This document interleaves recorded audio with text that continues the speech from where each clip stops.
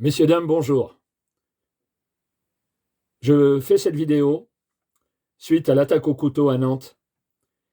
Une élève mortellement touchée par un coup de poignard par un autre élève dans une école privée.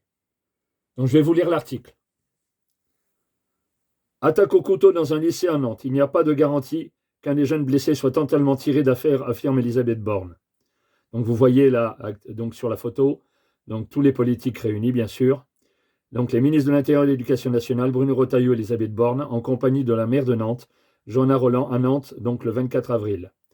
Un adolescent de 15 ans a poignardé jeudi 4 élèves dans l'établissement Notre-Dame de Toutes Aides. Une lycéenne a été tuée et le pronostic vital d'un autre jeune est engagé. Les ministres de l'Intérieur et de l'Éducation nationale, Bruno Retailleau et Elisabeth Borne, se sont exprimés depuis Nantes après l'attaque au couteau qui a coûté la vie à une lycéenne et blessé 3 autres jeunes, jeudi 24 avril, dans l'établissement Notre-Dame de Toutes Aides. Selon Elisabeth Borne, il n'y a pas de garantie qu'un des 3 jeunes blessés soit totalement tiré d'affaire. Pour Bruno Retailleau, il ne s'agit pas d'un fait divers, mais d'un fait de société. Suivez notre direct. Le Premier ministre appelle au sursaut collectif. François Bayrou demande une identification de contrôle mise aux abords et au sein des établissements scolaires, a fait savoir Matignon dans un communiqué. Le Premier ministre veut également que des propositions concrètes en matière de prévention, de réglementation et de répression lui soient soumises sous 4 semaines.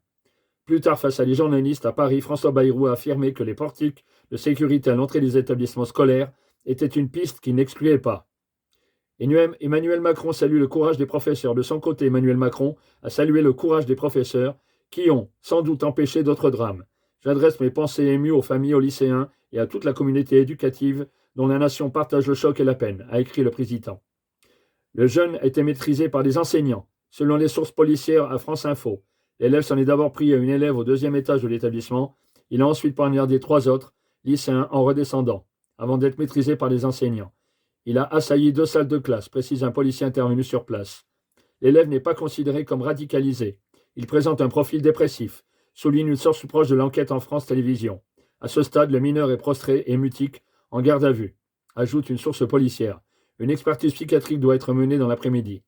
Ça fait froid dans le dos, témoigne un élève. Ça peut arriver à n'importe qui, c'est un quartier assez calme, il ne s'est jamais passé de grave dans ce lycée, a expliqué un lycéen au micro de France 3. On a vu des gens en pleurs, des gens de seconde, beaucoup de mouvements de foule, énormément de questionnements, explique un autre jeune.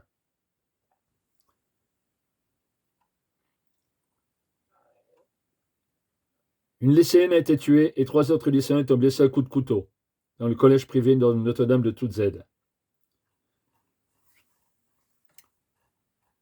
Donc voilà, je vous ai lu l'article. C'est très inquiétant. J'ai été fonctionnaire de police. Je suis très inquiet pour nos jeunes, pour les collèges, les lycées, l'éducation nationale. Plus de liberté pour l'enseignement scolaire par rapport justement à tous ces faits divers, ces faits criminels commis par des ados, quelquefois par des adultes, mais commis par des ados la plupart du temps. Il est un fait que par les médias, la communication, bien sûr, par rapport aux faits divers, c'est récurrent, c'est tous les jours.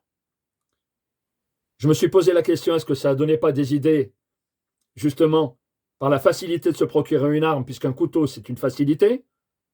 Il y en a partout. Vous en avez dans la cuisine, vous en avez dans les magasins, vous en avez partout, partout, partout. Donc, je me suis posé cette fameuse question.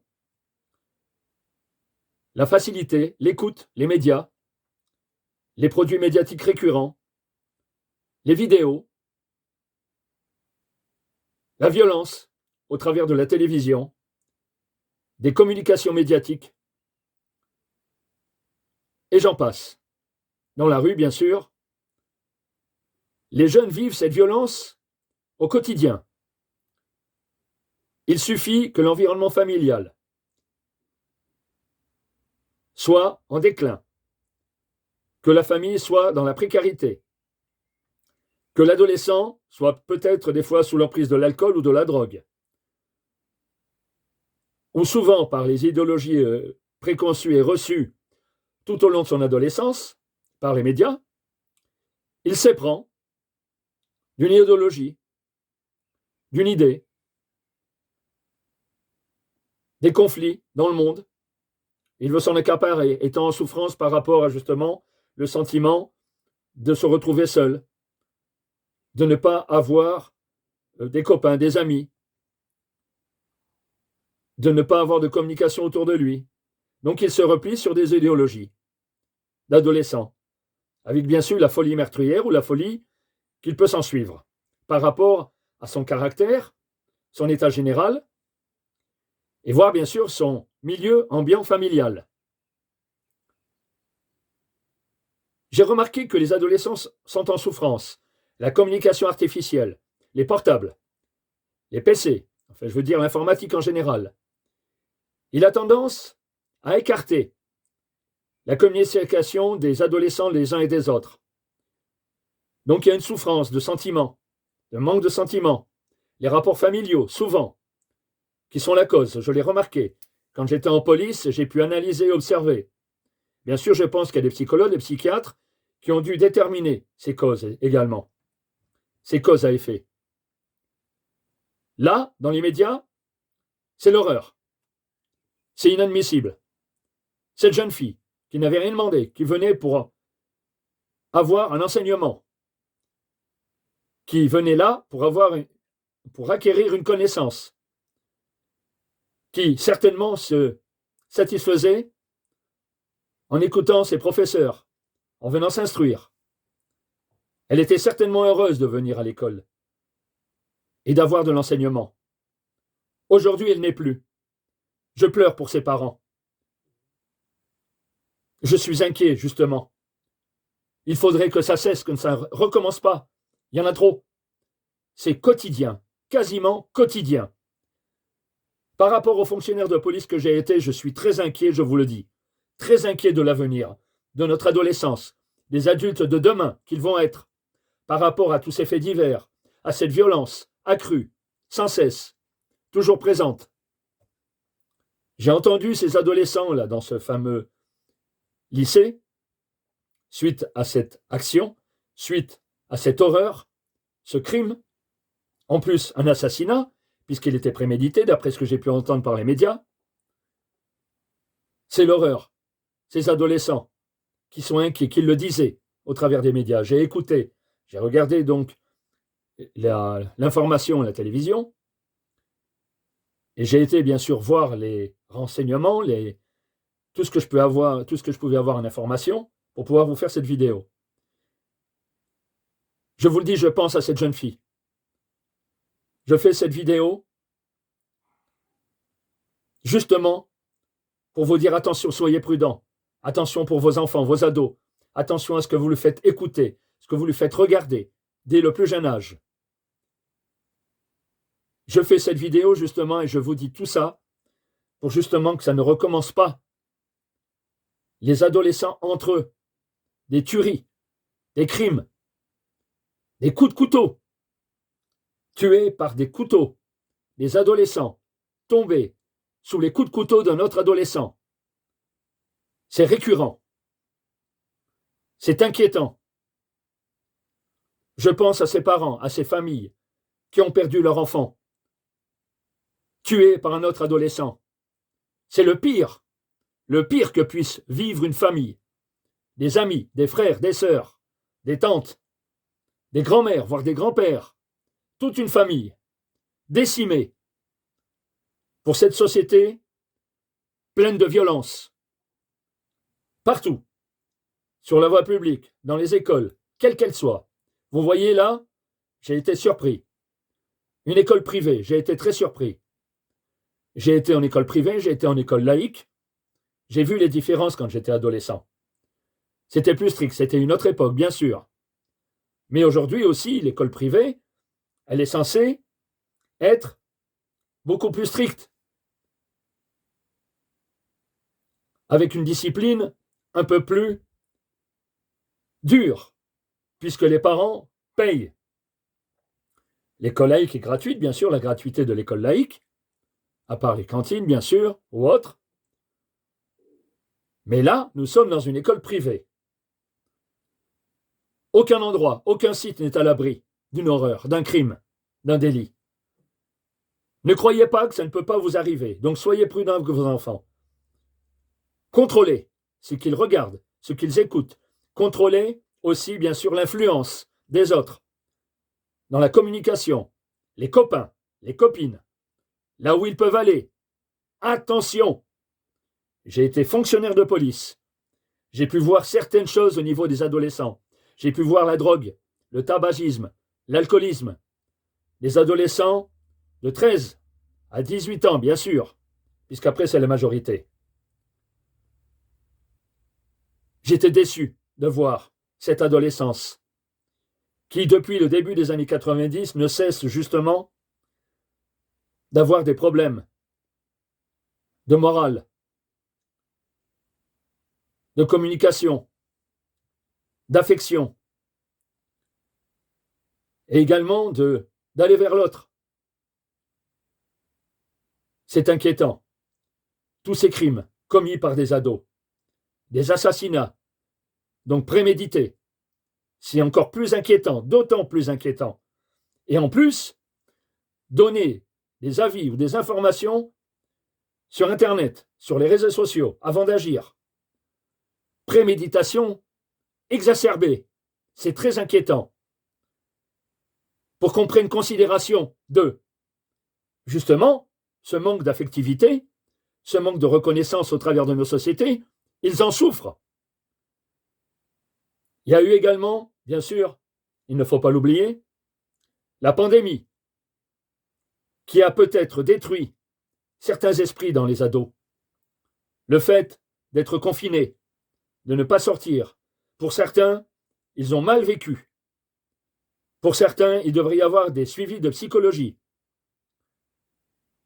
J'ai fait le tour sur l'humain, bien sûr. Maintenant, je vais vous dire une chose concernant, bien sûr, les contrôles au début, avant de rentrer dans les classes, bien sûr. Les portiques sécurisés, bien sûr. Et pourquoi pas dans les rapports, c'est un coût certain. Mais est-ce que ce coût certain ne peut se prévaloir ou ne peut pas se prévaloir au niveau d'une vie humaine? Réfléchissons ensemble. Bien sûr que si. Je ne vous laisse pas le temps de réfléchir.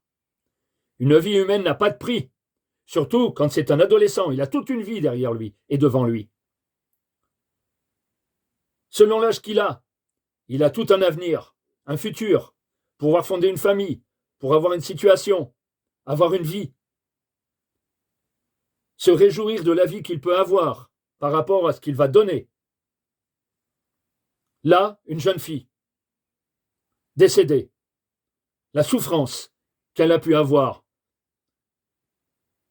bien sûr avant de mourir.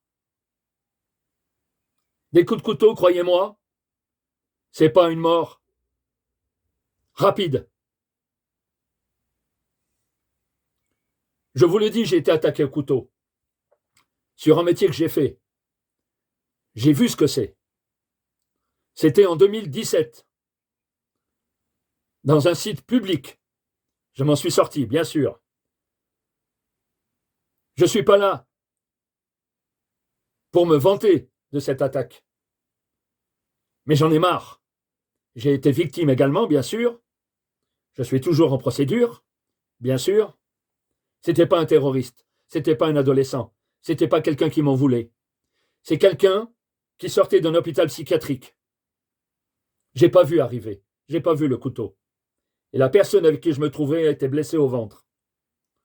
On aurait pu décéder l'un ou l'autre. C'est curieux. Toute cette adolescence, avec ses idéologies, ses endoctrinements, quel que soit l'environnement, quelle que soit l'idéologie de l'endoctrinement lui-même. Regardez les morts, regardez les attaques au couteau. Que ça soit du terrorisme, que ça soit des adolescents pour telle ou telle idéologie, pour tel ou tel motif. Il n'y a pas de motif pour enlever la vie, pour commettre un crime. J'ai été fonctionnaire de police. J'en ai assez de voir ces adolescents s'entretuer. Cette jeune fille qui n'avait rien demandé, comme a dit sa collègue, sa copine, quand j'ai écouté ça à la télévision, j'étais ému d'entendre cette jeune fille dire « Elle n'a pas demandé de mourir ». Non, elle n'a pas demandé de mourir. Et ses parents n'ont jamais demandé de perdre leur fille. Quelle horreur! Imaginez que ce soit votre enfant demain. On ne peut pas se mettre à la place de ses parents, dans le chagrin, la souffrance, l'horreur qu'ils sont en train de vivre, à jamais, qu'ils n'oublieront jamais, meurtris à jamais, traumatisés à jamais, des blessures qu'ils ne pourront jamais guérir. Croyez-moi, j'en ai marre, j'en ai assez de voir cet adolescent commettre ces faits, ces actes odieux.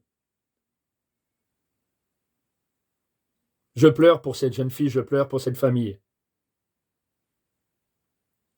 Il faut aussi que les lois se durcissent pour les adolescents. Je sais que les politiques essayent de faire de leur mieux. Je sais que la police et la gendarmerie, tous les intervenants, la justice, fait son travail. Mais les lois doivent être renforcées, les contrôles renforcés. J'ai vu à la télévision des portiques, oui, les contrôles, oui. Un couteau, une arme peut se cacher sous les vêtements. Presque, nous sommes dans un contexte où presque que l'adolescent ou l'adulte, quand il rentre sur un site, bientôt, ça serait peut-être une fouille à corps. Vous imaginez?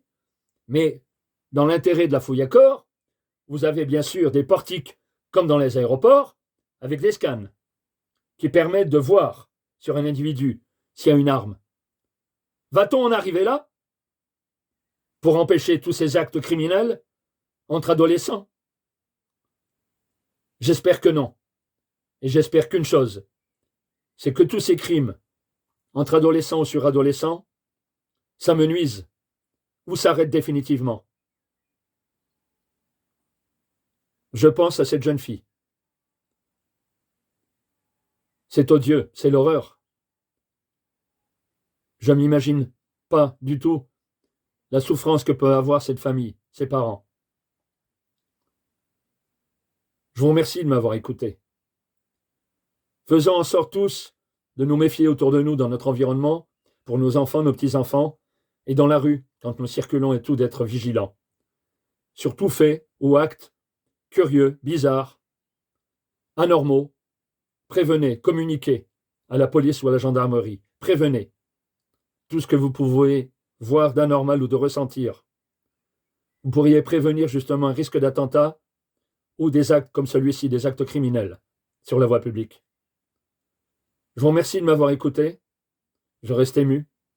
Je vous dis simplement aussi d'aller voir donc les autres vidéos qui éviteront que vous soyez victime demain sur ma chaîne cqconseil.com et sur notre site cqconseil.com.